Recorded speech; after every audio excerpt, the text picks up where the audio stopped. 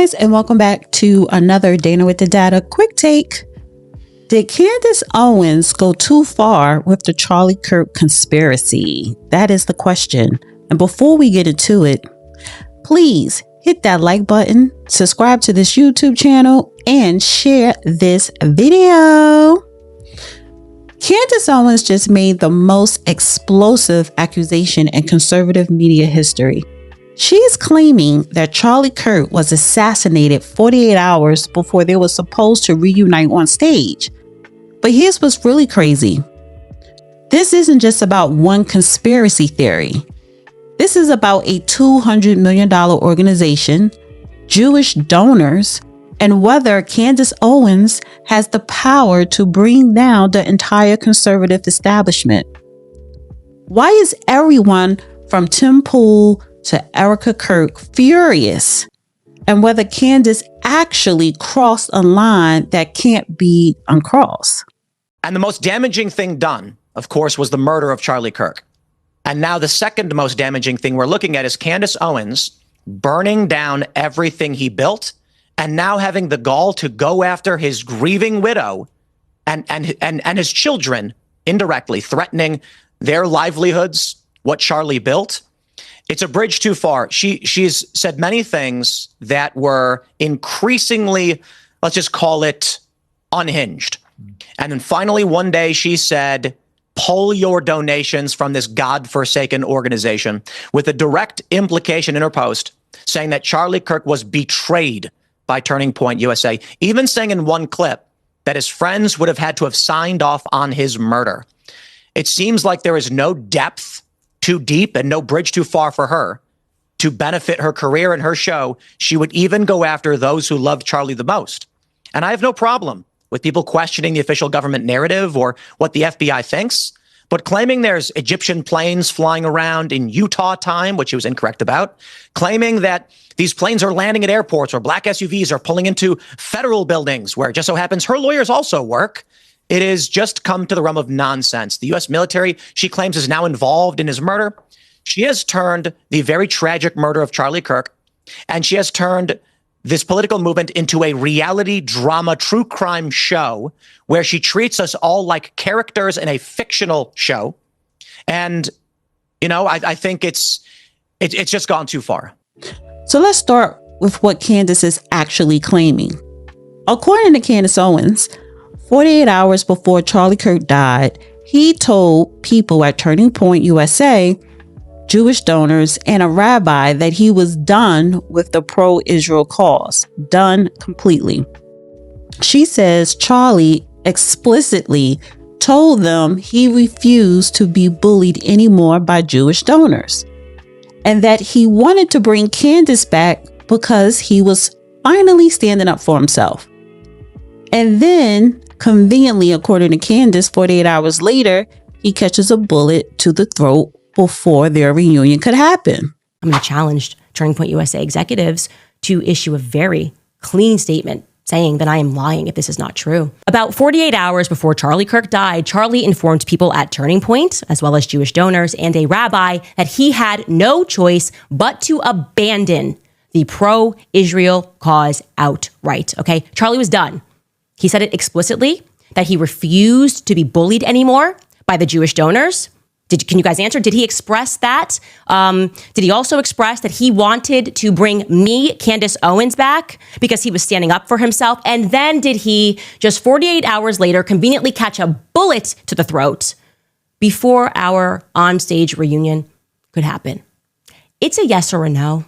Explicitly, I want to hear from Turning Point USA that I'm lying about that. I want you to say, no, it was just, he was feeling a little bit of pressure. No, I want you to literally answer what I have just said. It either happened or it didn't. I'm either making it all up or it happened exactly as I'm saying. And while we're at it, may I ask, what is the name of the Jewish donor who sponsored the Hamptons weekend? Okay. And to Pastor Rob McCoy, were there any LLCs that you or your son were being paid through that sat outside of Turning Point? I'm asking that question genuinely. Yeah, I'm putting the fire here right at the feet of Turning Point because I am disgusted. I am genuinely disgusted. I am looking around and wondering whether Charlie's entire life was the Truman Show. None of you guys are behaving in the way that you should be behaving, okay? There is no way you are letting these lies fly unless, as I am hearing,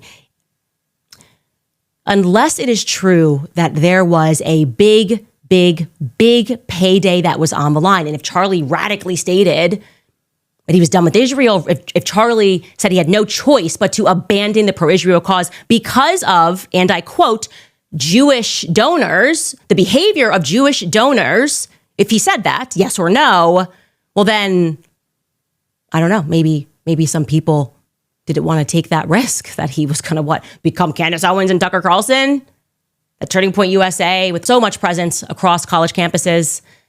Maybe they didn't want to take the chance. You see, I'm just one person, so it's easy to just try to cancel my life and lie on me every second of every day.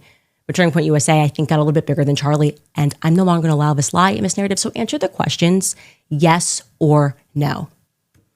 And I'm going to, again, challenge you to lie. And if you do lie, I'm going to expose the lies, and I'm going to start dropping videos, actually. So that's where I'm at. Enough of the games, enough with trying to allow Israel to wrangle a narrative that you know is not true. But here's where it gets even more interesting. Candace is demanding that Turning Point USA deny this. She's saying it's yes or no. Either it happened exactly as I'm saying, or I'm making it all up. She's literally challenging them to call her a liar publicly. That's a bold move. But is it too bold? Charlie Kirk went on CBS, and when asked what she wanted to say to Candace, her response was simply, stop. That's it. Stop. The podcaster Candace Owens, okay? At one time, a friend of Charlie's, at one time, an employee of Turning Point. She has been one of the main peddlers of these conspiracies, and she is making a huge amount of money on it. She is building her business off of these lies. What do you want to say to her and the other people that are putting these lies out into the world right now? Stop. That's it. That's all I have to say. Stop. So this is just, to me, I'm going to also let you know, they pre-recorded this. Obviously, I told you this yesterday from about 11 o'clock to 4 p.m. I have sources just everywhere, CBS News, the people that were in the audience I showed you were emailing me, and they had to do multiple takes because Barry wanted to read a prompter. These questions were pre-submitted, okay? And I would like to respond to this loaded question. What would you like to say? The podcaster Candace Owens, and I'm not even going to address this repeat talking point about people making money, except for the people that have actually made off of all of the money, millions upon millions of dollars. But this is the new thing. It's like if you keep doing what you were already doing in podcasting, or keep doing what you were already doing and doing ballistics on YouTube, if you catch a bunch of views, they want to convince you that like you wake up and you turn into a millionaire. Building her business. What are you talking about? I already had this business. I was already at the top of the charts. Okay, I said I wasn't going to talk about it. I actually did because it's so ridiculous, okay? But she says, I'm lying. And Eric responds, and her answer to what do you want to say to the podcaster Candace Owens who is lying is stop. So Erica would like me to stop lying. And I would like to honor that, okay? I can only honor that if Erica is more explicit in terms of what I have lied about. You could just start like going through them. Maybe they will. By the way, it's coming out on Saturday. Maybe I've made a mistake somewhere and I'm happy. I want to correct that, right? I'm not interested. My goal is not to tell lies. It is obviously plausible that I have made mistakes. I've reviewed these lists that we've put together and I can't find the lie, okay? The lies that I find are coming out of Turning Point USA. Why is there not this same energy also for the feds? Because they've told some lies. So what am I lying about? Explicitly lying about. Not made a molecular or a minor mistake. We've got a time zone wrong. And then it's like, she lied. The plane left a couple of hours earlier. Maybe somewhere I made a mistake on a timeline of Charlie being here on this day when he's actually there on that day. But I'm talking like, where am I lying? Because I would like to stop if you can tell me. But let's back up a little bit. There are a lot of people who sympathize with Erica Kirk, and rightfully so. However, if you make yourself public, then you have to expect the public to respond. Now, remember when Erica Kirk had the internet buzzing for her, what some would say, inappropriate embrace of VP JD Vance? That went viral. Social media started pushing a narrative that VP JD Vance should leave his wife, Usha, and marry Erica Kirk for his 2028 presidential run. Erica Kirk didn't mind being in the spotlight then. So why is it that whether it's people in my comment section commenting on the videos or other content creators coming after Candace Owens, why is it that you want to complain when people are speaking about the Charlie Kirk assassination or any type of conspiracy theory surrounding it? And even when people do bring up Erica Kirk's name, not in a disrespectful way, she made herself public. Now let's go to Tim Pool. Tim Pool and other conservative commentators are absolutely furious. They're saying Candace has gone too far, that she's building her business off lies, and that she's damaging the entire movement. As you power, scared that she'll put you on her thumbnail and claim you benefited from Charlie Kirk's assassination, which she's doing to me right now. Yeah, that was I'm done with these people. She has security, just not on the level of you. Oh, yeah, the one fat guy you mentioned with no wall and no barrier in a suburban neighborhood with neighbors. She doesn't give two No one's out for her. She's lying about all of this. You told me you went to her house and she's got a 4-foot wall and one fat guy, and she doesn't give a about her security. Meanwhile, I get bullets fired at my property and I have to go live in the middle of nowhere. And I got strangers coming up to my house in Maryland, breaking in. I got people showing up and beating up the residents who try to live there. How the am I even supposed to sell this property? So there's a lot to unpack there. First and foremost, what you are seeing right there is on a display of testosterone. Men that speak to women like this are not tough guys, okay? What you are seeing is actually a display of estrogen. Everything he is doing there is somebody who is not a man. He is not tough, and he would never dare to speak to a man like that, right? People that find that very easy. Secondly, Tim Pool doesn't even have the intellect to understand that we put him in the thumbnail because he accused me in a full episode with Milo Yiannopoulos, which we showed and contextualized, of being someone who benefited from Charlie Kirk's assassination. So he thinks he's being accused. No, you accused me of that in like a actually, I think it was 2-hour episode with Milo Yiannopoulos, in which Milo defended me and explained that I am not to blame for the lame excuses that the feds have given us regarding Charlie Kirk's assassination, and that if we do need to have some spiritual searching in terms of what the Republican Party has become, that the time for that is now. But here's what's interesting about that accusation. Candace pushes back hard on this money-making narrative. She says, what are you talking about? I already had this business. I was already at the top of the charts, which is true.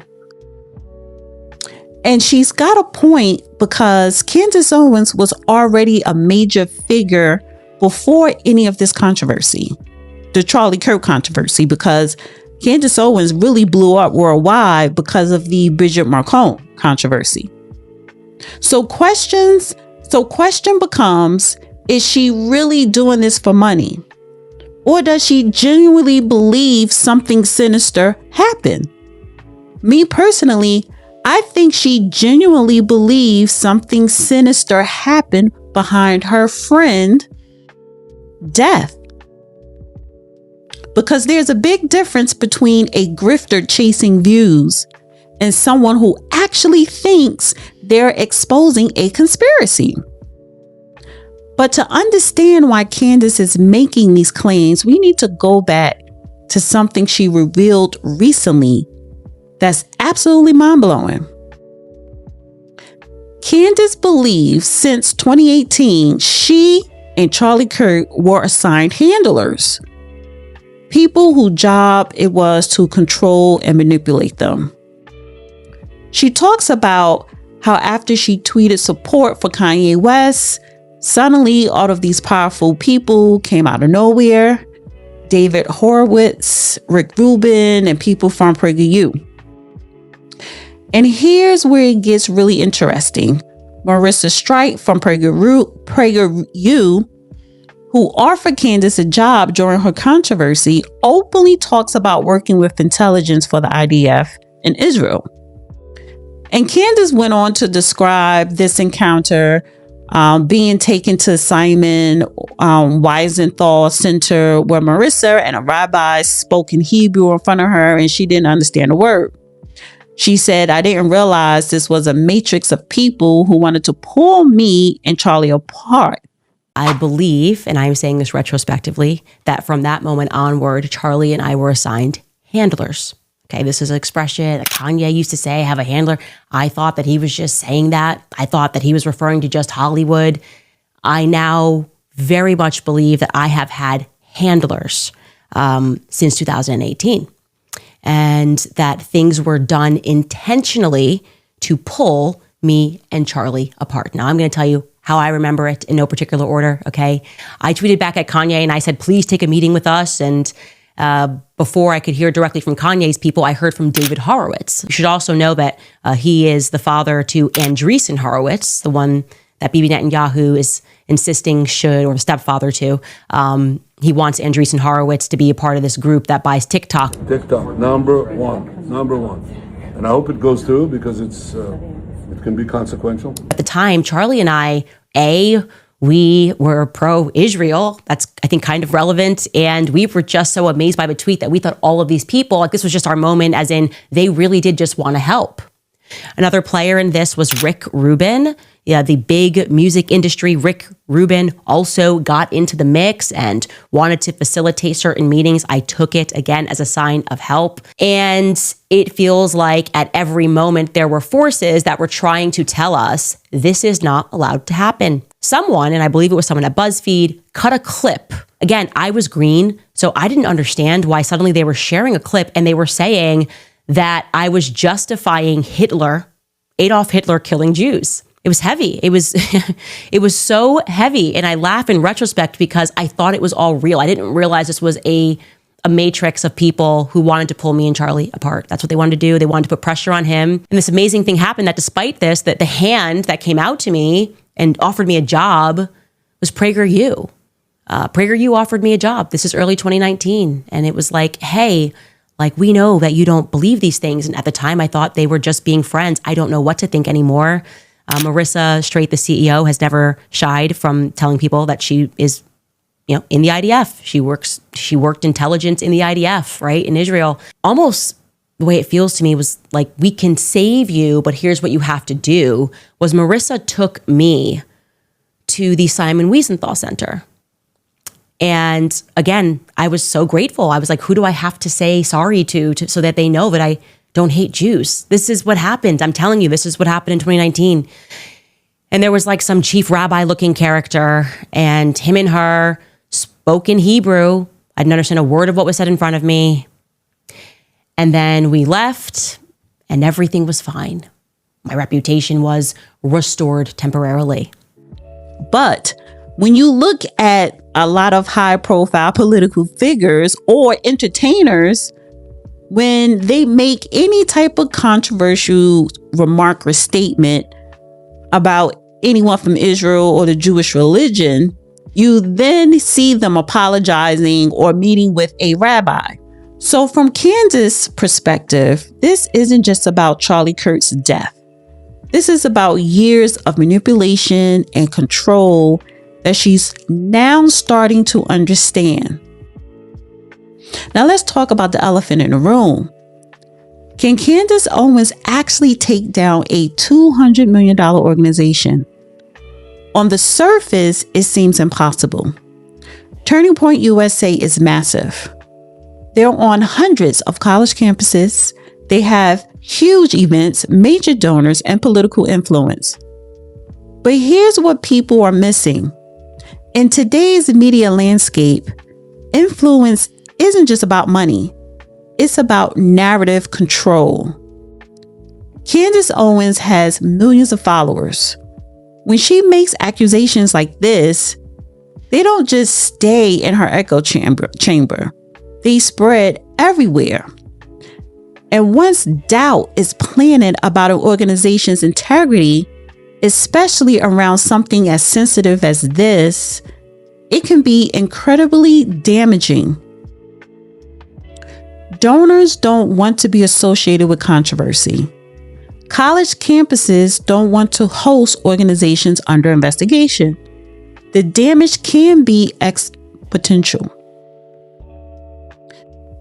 So while Candace might not be able to shut down Turning Point USA directly, she absolutely has the power to severely damage their reputation and operations. So the big question, did Candace Owens go too far? Or shall I say, is Candace Owens going too far? On one hand, if she's wrong about these accusations, she's essentially accusing people of murder without evidence. That's not just irresponsible.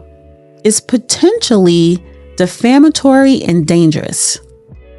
False conspiracy theories can destroy lives, damage movements, and create real-world violence. We've seen this happen throughout history. But on the other hand, if Candace genuinely believes these things happen, doesn't she have a responsibility to speak out? And her approach is interesting. She's not just making accusations and running away. She's challenging Turning Point to explicitly deny her claims. She's saying, call me a liar if I'm lying. The fact that Turning Point hasn't issued a clear, direct denial is telling. If these accusations were completely false, wouldn't you expect an immediate, forceful response? So maybe the question isn't whether she went too far, but whether she's forcing a conversation that needed to happen. Look, here's the bottom line. Whether you think Candace Owens is a truth teller or a conspiracy theorist, she's asking questions that deserve answers. Did Charlie Kirk really experience doubts about the pro-Israel cause before he died? Were there financial pressures involved? And why isn't Turning Point USA directly addressing these accusations? What do you think? Did Candace go too far? Or is she exposing something that needed to be exposed? Make sure you subscribe to my YouTube channel and hit that notification bell. This controversy is far from over, and I'll be covering every twist and turn. Thanks for watching, and I'll see you in the next video. Bye. Dana with the data.